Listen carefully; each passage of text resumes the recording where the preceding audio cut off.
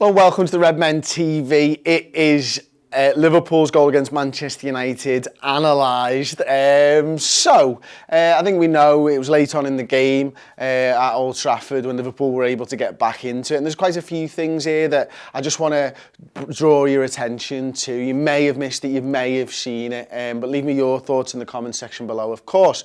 So I'm going to start with the ball at Trent Alexander-Arnold's feet here. And you can see Manchester United with their back three. 1, 2, 3, 4, 5 of them. Sorry, back five.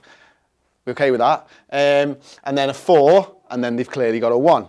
Now, I understand why they're doing that. It's late on in the game. They've got a 1-0 lead at this point. And, you know, it's interesting that Liverpool are throwing them forwards, 1, 2, 3, 4, and yet still are outnumbered by Manchester United. So it makes perfect sense. And the two very well-organised lines as well, isn't it? And I think for the previous probably 75, 80 minutes of the game, the ball's easy and it just goes back and we do it again and again and again, but we're pushing on at this point. So what Trent does is he stands it up and Roberto Firmino's about to make a run. So if you move on to the next one for me, you can see now Bobby Firmino's making that run and Trent's brave in possession. He's unpredictable. He's doing something that he hasn't done throughout the rest of the game. And he hits that ball into Bobby Firmino's feet and then Bobby Firmino is getting pressed by there's at least 3 players here that are coming in and trying to win the ball off him. And he does brilliantly to just sort of flick the ball over to Fabinho. So if you just move on again for me. And at this point, you can see the centre-halves had to come out of the line. He's going to start getting back in. Ashley Young's going to run in with Adam Lallana, and he's going to make it nice and compact from this side. But Liverpool now are going to try and hit the left-hand side. So you can see Andrew Robertson here, and we've obviously highlighted a lot of space for him. And I'm just going to draw your attention right here to Aaron Wan-Bissaka, because he's someone that's key, I think, in the build-up to this goal. And Fabinho's just going to play the ball to Naby Keita.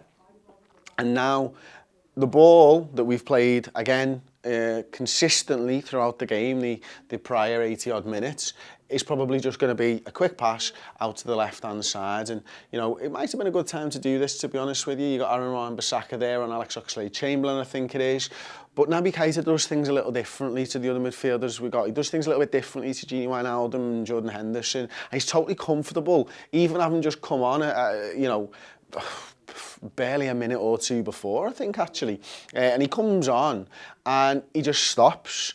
He holds his man up, he takes a little look, and as we move on to the next one now, you can see Wan-Bissaka, this is like a second or so later, and Wan-Bissaka, you can see he's in stride, he's making that run out, because that's what he's expecting to see. And what Naby Keita does, he just moves over to the left, and then cuts back to the right-hand side. He's not bothered that there's 2 players there, and that there's 2 players potentially about to come and press him. He just calmly takes the ball, moves forward. Aaron Wan-Bissaka makes his run. If you bring the next one up, please.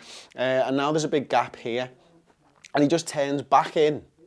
And I'm just going to bring your attention to Roberto Firmino and Adam Lallana. Again, still a nice, compact, tight line, really, from the back 5. Daniel James is tracking back on Trent Alexander-Arnold in case the big switch is on. But now he just brings the ball forwards.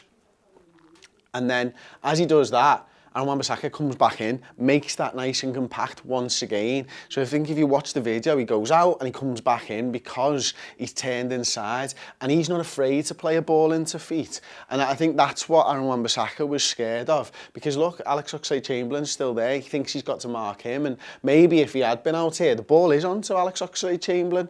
But there maybe is, you know, if he shifts it slightly, maybe there's a ball on to, I think it's Sadio Mane there. But at that point, he stands his man up and he plays the pass out to the left-hand side to the space with Andrew Robertson, and you can see that he's just nowhere near close enough at this point. And again, it's because of that movement from Naby that creates the space for Andy Robertson to take a touch, set himself and whip a ball in. Bobby Firmino's going near post and Adam Lallana is going back post. And as the ball comes in, we know that Bobby Firmino, if you bring it on please, Tom, obviously like dummies it or leaves it as it were, and the ball goes straight to Adam Lallana and it's back in and it's 1-1 and it's game on.